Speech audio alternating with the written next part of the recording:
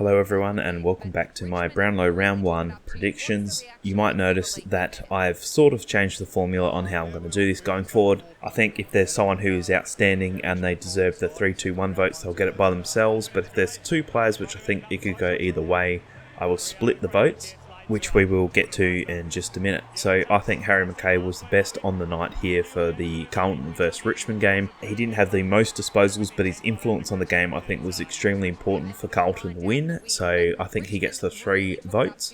Patrick Cripps and Charlie Curnow also played really well. I wasn't able to split them, so I'm going to give them 1 vote each. And in the 1 vote, which is half a point each, Mitch McGovern also stood up and he did have that rebound off 50, which we love to see. And Noah Bolter was basically the only one from Richmond who was able to keep them afloat and possibly win them the game. He played really well. I think he will be a bit stiff because they lost. He won't get the vote in the actual Brownlow vote. But for this, I think he still deserves a half a point for this. The next game we saw was Collingwood take on Sydney Swans, and the premiership hangover is real. Chad Warner was absolutely outstanding in this game. I don't think he got the recognition he deserves. I think the umpires, the commentators rather, did praise him for some of the work that he did, but I think he got 3 very crucial steals from the Collingwood defence. He was able to steal that ball and then go into the forward 50 and either contribute to either kicking the goal himself or he was able to pass it off, which led to a goal. So I think he was very important in the Swans win. Isaac Heaney also very strong again in the mid, love to see it. And I'll also split the 1 vote between Dacos, who also played really well, although there was a little bit of controversy about him, but anyway, we'll leave that alone. And Errol Goulden also played really well that game. I think both of them will split that 1 vote, so they will get 1 half vote each. Now this next game was Essendon taking on the Hawks, and it actually turned out to be a lot better game than I thought. Originally, when I first saw these two teams lining up in round 1, I originally thought this was going to be the most boring game of the week. And while it wasn't the greatest footy, Hawks definitely had a chance to pick Essendon off, which I think most people probably would have been surprised about because the Bombers should have cleaned them up. But Hawks were just very inaccurate in front of goal, which I think ultimately cost them big time where they could have possibly won this. But it was a great game to see, especially all the young stars from both Essendon and the Hawks. So I think Zach Merritt was the most important. This one was a little bit difficult to pick, only because while both teams did play pretty well and these 3 players were pretty good, I don't think they were outstanding. So I wouldn't be surprised if these votes don't reflect it on the game night, on the vote night. Zach Merritt 3 votes, Archie Perkins 2, and Andy McGrath gets the 1 vote for this game. The next game saw GWS take on North Melbourne at home, and I think GWS could have honestly won this by a lot more. Looking at the score was 17 goals 19. In a 6-goal game, Jesse Hogan kicked 6 himself. While he only did have 18 disposals, I think he was very important in securing the win. And he also played up the ground a fair bit, and he was taking some very good contested marking, which then led towards more goals for GWS. So I think his role in the game was extremely important. He didn't get 30 or 40 disposals, but the role he played in that game meant that GWS got the win. So I think he gets the 3 votes. Tom Green, yet again, elite in the mid.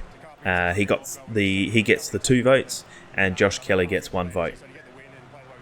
In the next game, we see Geelong take on St Kilda, and who else but Patrick Dangerfield kicks the winning goal with 40 seconds left to secure the win for Geelong. He was also extremely good in the mid.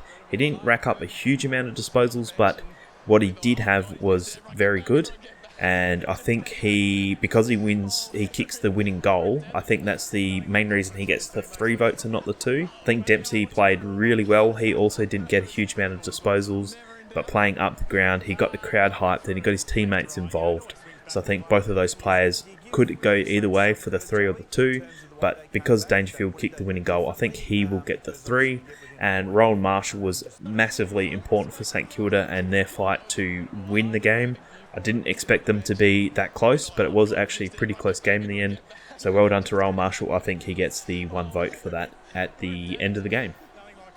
In the next game, we saw Gold Coast take on Adelaide Crows in wet weather footy, and this was pretty hard to watch as a Crows fan myself, but also just a footy fan in general. This was extremely poor footy from both sides, I guess mainly due to the conditions that they had to play under. I think for the 3 votes and the 2 votes, those Matty Rao and Noah Anderson could switch either way. I would not be surprised. They were 2 of the clearer best on ground between the 2 of them. I probably could have split them for 2.5 votes each, but I just thought the GOAT himself, Matt Rowell, got 3 votes for this one. Noah Anderson also played really, really well. He gets 2 votes, and between Sam Flanders and Tuke Miller, I think they will get the 1 vote. They'll split the 1 vote, so they'll get half a vote each. But I wouldn't be surprised if either of these 4 players were in that top 3. You could honestly put either of them at the 3 votes and the other down to the 1, and you wouldn't be surprised. These were the 4 most important players for that game. Unfortunately, Crows did have quite a few good players that played as well, but due to Crows basically only playing the last half, probably the last quarter, they miss out on the votes because they didn't do enough for the entirety of the game, which these other players did. In the next game, we saw the Melbourne Demons take on the Western Bulldogs, and I fell into the Western Bulldogs trap. I think they looked like they were going to be a great team, but then watching them, they were extremely poor. Melbourne probably should have won by a lot more. They did kick quite a few easy goals at the end, which makes the scoreline look a lot better than what it actually was throughout the game. I think Western Bulldogs were extremely poor. They just had no connection between the mid and the forward line. But anyway, we're talking about Melbourne here. Max Gawn was elite in the extreme heat. Not extreme heat, but the hot. He played really well. He had, as you can see, 26 disposals, 162 ranking points. He had a lot of hit-outs, which also contributed to forward scoring. Clayton Oliver was back to some of his best work, so again, you could switch those 2 between the 3 and the 2. I think they were the 2 clearer best players on the day. And then Petrarca and Jack Billings also played really well. Billings had 10 marks, and Petrarca also played really well in the mid and went forward a little bit as well. But I'm pretty happy to keep those in the 3-2-1 votes. In the next game, we saw Port Adelaide at home take on, no doubt, the Wooden Spooners again this year, West Coast Eagles. The scoreline, even though they did win by 50, I felt like this was in the middle of the season when all gears are churning. I think Port Adelaide win this by at least 100 points. They, as you can see by the scoreboard, they were 16 goals for 24 behinds. If you switch that around, it's an absolute thumping. West Coast were okay during the day. They sort of kept up with Port for maybe a half and then just fell off. So something they need to be wary about. Connor Rozee, clear favourite for me. Zach Butters got 2 votes. I think those 2 will have a fantastic year. They will play really well as long as they have a ruck that can feed it to them.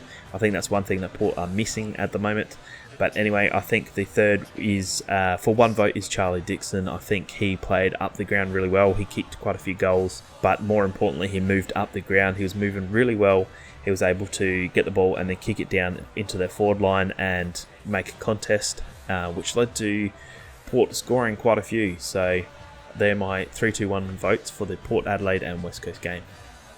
And the last game of the round is always one over in the Western States. I was actually really surprised by this result. I honestly thought Brisbane would bounce back. I tipped them. I thought they were going to bounce back and play a really good game of footy. It looked like they were going to in the first probably 10 minutes where they kicked 4 goals. And then that was about it. They kicked 6 goals for the rest of the game. So really disappointing. But Caleb Sarong was an absolute freak. 46 disposals, 10 clearances. This is the easiest 3 vote you will ever get in a game. That is an absolute lock that he will be 3 votes. I've also got Luke Ryan for 2 votes. I think he was really important from the back line. He took a lot of intercept marks and played on, and it looks like Freo might be playing a bit more of a play-on sort of mentality this year, which would be great to see, especially because Freo just love to stop the stoppage, and it's some extremely boring footy. But anyway, Luke Ryan gets the 2 votes for his play-on mentality and contribution to the team.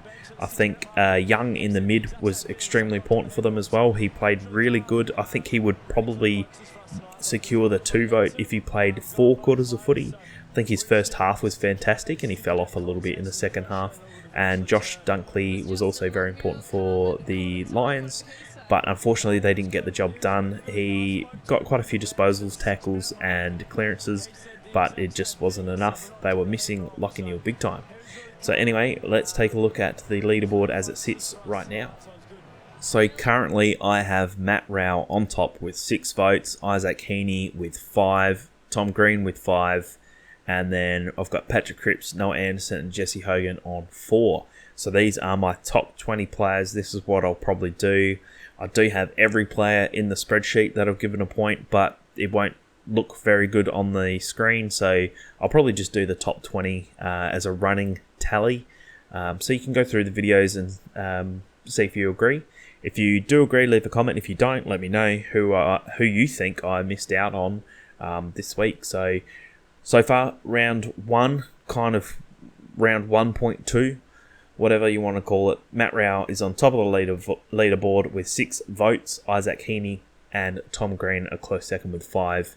Let's see how it goes over the year and see if we get close to the Brownlow vote at the end of the year. Thanks for watching. I'll see you in the next video.